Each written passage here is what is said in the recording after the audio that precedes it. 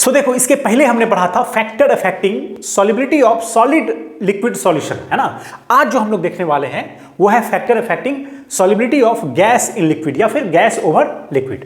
अच्छा, एक चीज समझते हैं कि गैस ओवर लिक्विड सॉल्यूशन का मतलब क्या है। गैस ओवर लिक्विड का मतलब क्या है।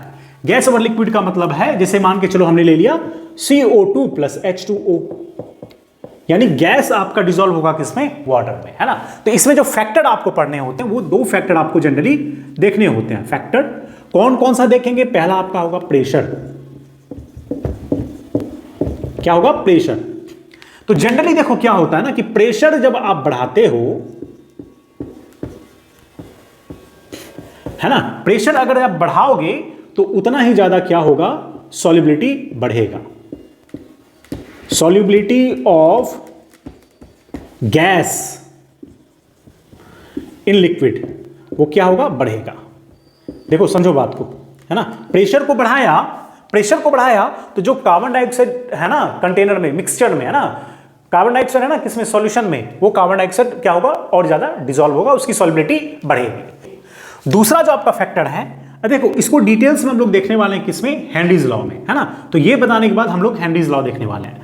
प्रेशर बढ़ाएंगे तो सॉल्युबिलिटी ऑफ गैस क्या होगा, बढ़ेगा, ठीक है। दूसरा जो हमारा है टेम्परेचर। देखो जो टेम्परेचर इसमें क्या होगा ना, जो सॉल्युबिलिटी होता है, जो गैस ओवर लिक्विड है ना, जो सॉल्युबिलिटी होगा जो सॉल्युबिलिटी होता है वो आपका इनवर्सली प्रोपोर्शनल होता है किसका, टेम्परेचर का।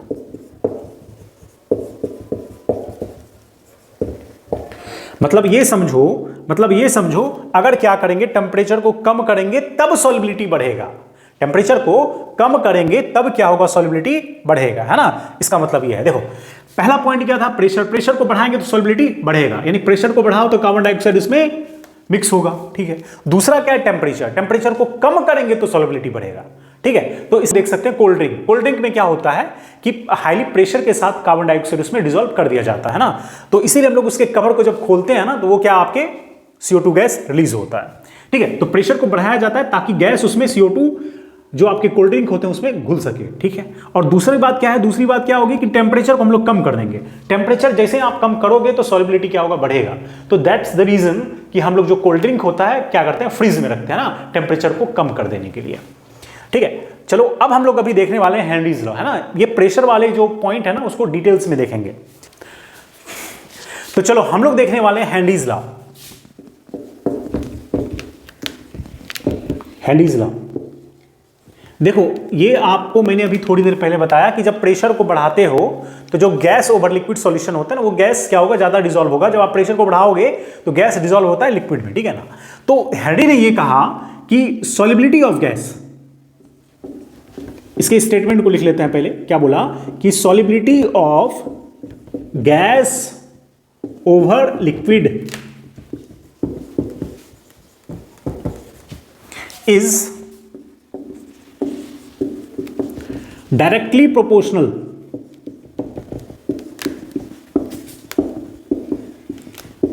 proportional to the partial pressure of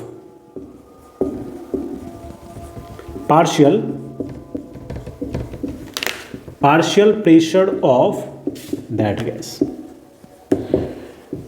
ये रहा आपका स्टेटमेंट, ठीक है। आओ इस स्टेटमेंट को समझते हैं।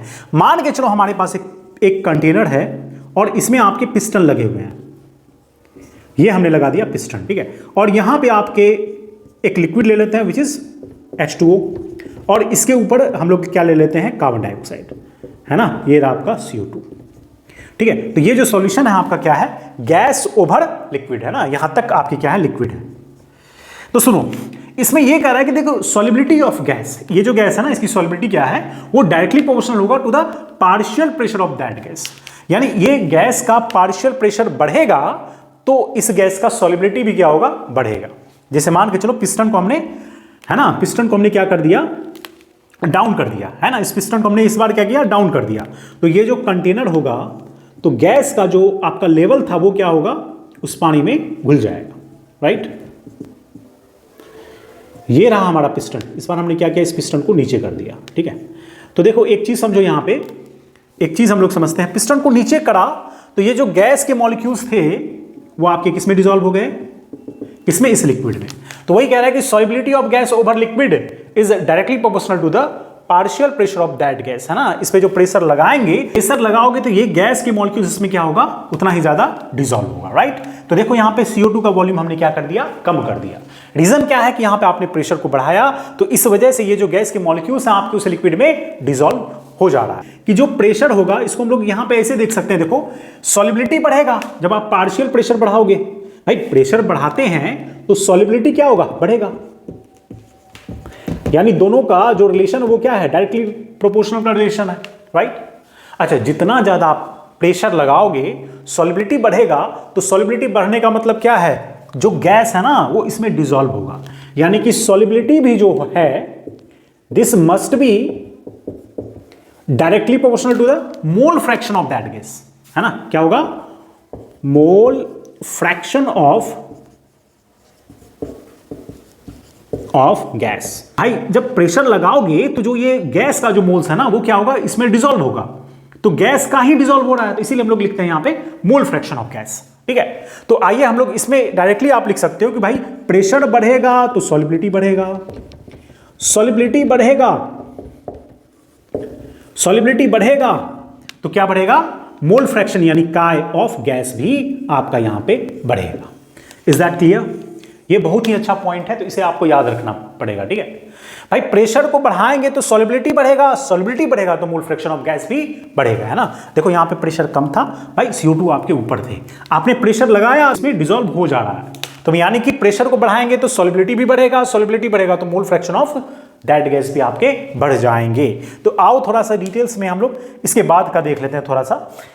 तो हमने क्या कहा कि प्रेशर को बढ़ाओगे तो सॉल्युबिलिटी बढ़ेगा, बहुत ही ज्यादा इंपॉर्टेंट पॉइंट है, सो आप इसे याद रखें, है ना। और प्रेशर को बढ़ाएंगे तो आपके मोल फ्रैक्शन ऑफ गैस भी बढ़ेगा। ठीक है, अच्छा ये बात बताओ, इस डायरेक्टली प्रोपोर्शनल को हटाएंगे तो हम लोग लिख सकते हैं क्या, P, यहां पे कांस्टेंट दे देते हैं KH, है ना। हेनरीज अंकल ने दिया था, इसलिए हम लोग यहां पे KH लिख देते हैं। और ये क्या हो गया आपका, मोल फ्रैक्शन ऑफ गैस। ठीक है, तो ये आपका मेन इक्वेशन हो गया। यहां पे KH क्या है, हेनरीज कांस्टेंट, हेनरी कांस्टेंट। ठीक है ना, KH क्या है आपका, हेनरीज कांस्टेंट। ठीक है, और काय, इसको हम लोग क्या बोलते हैं, काय बोलते हैं ना। काय x का मतलब मोल fraction of gas, mole fraction of gas. ठीक है, अब देखो एक चीज देखो, इसके ग्राफ भी हम लोग देख सकते हैं। अच्छा मैं यूनिट पूछूं पहले, देख लेते हैं पहले क्या, तो यूनिट ऑफ KH क्या होगा, यूनिट ऑफ KH क्या होगा। देखो अगर P इक्वल्स टू है हमारा KH काय ऑफ गैस, तो इसका मतलब ये है KH इक्वल्स टू क्या होगा, P बाय काय x, राइट, बोलो गैस, है ना, ये हो जाएगा आपका। अच्छा एक बात बताओ, ये जो मोल फ्रैक्शन है ऑब्वियस सी बात एक नंबर है ना। मोल फ्रैक्शन का मतलब क्या है, एक नंबर। तो भाई ये जो है आपका नंबर बचा, तो KH को मैं लिख सकता हूं क्या, जो KH का यूनिट होगा वो क्या, प्रेशर का यूनिट होगा। प्रेशर का यूनिट क्या होता है आपका, ATM होता है ना, या बार होता है। तो ये सारे आपके क्या हो सकते हैं, इसके यूनिट हो सकते हैं। तो KH का यूनिट बिल्कुल प्रेशर का जो यूनिट होता है ना वही आपका KH का यूनिट होगा। ठीक है, अब हम लोग देखने वाले हैं इसके ग्राफ को। आओ पहले इस ग्राफ भी हम लोग देख लेते हैं। Graph of Henry's law. देखो ग्राफ कैसे बनाएंगे, पहली चीज तो ये देखो, दो चीजों को यहां पे समझेंगे। एक हमारा क्या था, इक्वेशन क्या कर रहा था कि P इक्वल्स टू होते हैं आपके KH काय गैस। ठीक है ना, ये आपके इक्वेशन होते थे। तो अगर मैं यहां पे मोल फ्रैक्शन, इसे इस लाइन को x एक्सिस को हम लोग कंसीडर करते हैं क्या, मोल फ्रैक्शन। ठीक है, यहां पे लिख देता हूं मोल फ्रैक्शन। मोल फ्रैक्शन मतलब काय गैस। ठीक है, और इसको हम लोग क्या मानते हैं, प्रेशर मानते हैं। इसको क्या मान लेते हैं, प्रेशर मानते हैं। तो भाई KH इक्वल्स टू क्या होगा, KH इक्वल्स टू क्या होगा, ये हो जाएंगे आपके P अपॉन काय गैस, राइट। तो ऑब्वियस सी बात है कि इसमें ये समझो कि जैसे जैसे आप मोल फ्रैक्शन को बढ़ाओगे उतना ही प्रेशर आपका बढ़ते जाएगा, है ना। जब जब आप मोल फ्रैक्शन बढ़ाओ, मतलब प्रेशर को बढ़ाएंगे तो मोल फ्रैक्शन बढ़ेगा, या फिर ऐसे बोल दो कि मोल फ्रैक्शन बढ़ेगा तो इसका मतलब ही है कि प्रेशर बढ़ेगा, है ना। तो इसका मतलब ये जब भी ग्राफ बनेगा आपका वो क्या होगा, स्ट्रेट लाइन होगा, और ये ही आपका हो जाएगा KH, है ना। तो KH का ग्राफ इसी तरीके से आपके होते हैं। मतलब जितना प्रेशर को बढ़ाओगे, जितना प्रेशर बढ़ाओ उतना ही मोल फ्रैक्शन भी आपके क्या हो जाएंगे, बढ़ेंगे। देख लो, जितना प्रेशर को बढ़ाओगे तो mole fraction, pressure directly proportional है ना, तो भाई प्रेशर को बढ़ाएंगे तो मोल फ्रैक्शन ऑफ गैस क्या होगा, ज्यादा डिसॉल्व होगा। ठीक है, तो ये ग्राफ आपको याद रखना है। ये था आपका हेनरीज लॉ। हमने देखो क्या पढ़ा, अभी क्या पढ़ा हमने, सॉल्युबिलिटी यानी factor affecting solubility of gas over liquid, जिसमें हमने देखा प्रेशर ने क्या देखा कि प्रेशर को जैसे ही बढ़ाएंगे तो solubility of gas over liquid क्या होगा, बढ़ेगा। पहली बात ये, इसमें हम लोग क्या पढ़ते हैं, हेनरीज लॉ पढ़ते हैं, है ना, कि solubility of gas is directly proportional to the partial pressure of the gas. Partial pressure यानी कि प्रेशर गैस का बढ़ेगा तो सॉल्युबिलिटी बढ़ेगा, सॉल्युबिलिटी बढ़ेगा तो मोल फ्रैक्शन ऑफ गैस भी क्या हो जाएंगे आपके, ज्यादा हो जाएगा ना, बढ़ेगा। तो इस तरह से हमने देखा यहां पे हेनरीज लॉ। देखो इसके कई सारे एग्जांपल हो सकते हैं। इसमें देखो, इसमें हमने बताया कि गैस ओवर लिक्विड में कौन कौन सा हो सकता है, कि जो गैस होते हैं ना आपके HCl, उसे जब गैस जो HCl होता है वो उसे आप डिसॉल्व करते हो साइक्लो, है ना, जो गैस HCl होगा उसे साइक्लोहेक्सेन में मिक्स कर देते हैं ना। तो ये क्या है, एक गैस ओवर लिक्विड का एक एग्जांपल हो गया। ठीक है, तो देखो इसके बाद हम लोग देखने वाले हैं एप्लीकेशन ऑफ हेनरीज लॉ, है ना। इसके बाद देखने वाले हैं एप्लीकेशन ऑफ हेनरीज लॉ।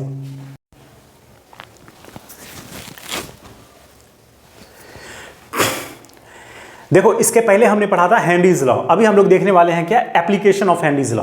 सबसे पहले हम लोग देखने वाले हैं सॉफ्ट ड्रिंक।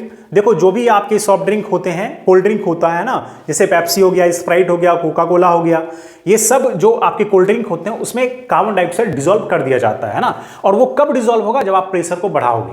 तो जो कंटेनर होते हैं जैसे बॉटल हो गया, वो हाईली प्रेशर के साथ उसको पैक कर दिया जाता है।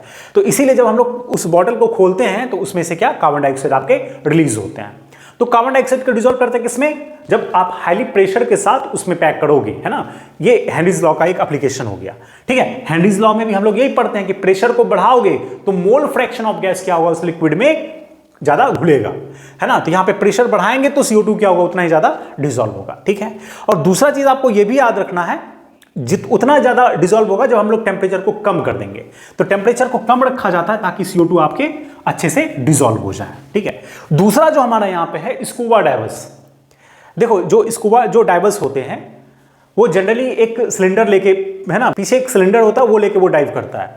तो वो उसका जो कंपोजिशन है वो आपको याद रखना है। देखो हीलियम का जो परसेंटेज होता है 11.7%, नाइट्रोजन आपके 56.2% होता है, ऑक्सीजन 32.1% होता है एक्चुअली। तो बात ये है ना कि अगर वो मान के चलो जो कॉम्बिनेशन होता है, अभी हम लोग जो सांस ले रहे होते हैं उसमें क्या है, नाइट्रोजन है और ऑक्सीजन होते हैं ना, नाइट्रोजन है और ऑक्सीजन होता है। तो जब समुद्र के अंदर में मान के चलो जाएगा कई 100 मीटर अंदर, तो ऑब्वियस सी बात है प्रेशर बढ़ेगा। अच्छा, प्रेशर बढ़ेगा तो क्या होगा, नाइट्रोजन और ऑक्सीजन उतना ही ज्यादा डिसॉल्व होगा हमारे ब्लड में। ठीक है, अच्छा जब आप ऊपर आओगे तो फिर वो जो आपके नाइट्रोजन और ऑक्सीजन है उतना ही स्पीड से निकलना शुरू होगा, है ना, ब्लड से निकलेगा ना नॉर्मल करने के लिए। तो वो जो निकलता है अचानक से, तो वो जो वेन्स होते हैं ना उसमें बैंड आ जाता है। ठीक है, तो इसी चीज को कम करने के लिए, इसी चीज को मिनिमाइज करने के लिए ना, इसी चीज को प्रिवेंट करने के लिए यूज किया जाता है हीलियम का कितना 11.7%, नाइट्रोजन का 56.2% और ऑक्सीजन का आपके 32.1%। ठीक है, और तीसरा जो हमारा एप्लीकेशन होता है वो होता है क्लिम्बर्स, है ना। अब देखो समुद्र के अंदर जा रहे होते हैं तो प्रेशर बढ़ेगा तो उतना ही ज्यादा आपके गैस डिसॉल्व होगा हमारे, ठीक है, ब्लड में। लेकिन जब ऊपर जाओगे तो प्रेशर कम होगा। जब प्रेशर कम होगा तो उतना ही कम ऑक्सीजन क्या होगा, डिसॉल्व होगा हमारे ब्लड में। तो अगर कम होगा ना तो फिर प्रॉब्लम आता है कौन सा, एनॉक्सिया। एनॉक्सिया का मतलब क्या होता है, भूलने की, है ना, जो भूलने की बीमारी होती है उसे हम लोग बोलते हैं एनॉक्सिया। तो इसमें क्या होगा कि आप वो लिख सकते हो इसमें, क्या देखो स्कार्सिटी हो जाएगा ना, स्कार्सिटी ऑफ ऑक्सीजन। तो जब ऑक्सीजन का सरप्लस कम हो जाएगा तो फिर क्या होता है, एनॉक्सिया। तो ये 3 एप्लीकेशन आपको जरूर से याद रखने हैं। और आइए अब हम लोग देखने वाले हैं लिक्विड लिक्विड सॉल्यूशन।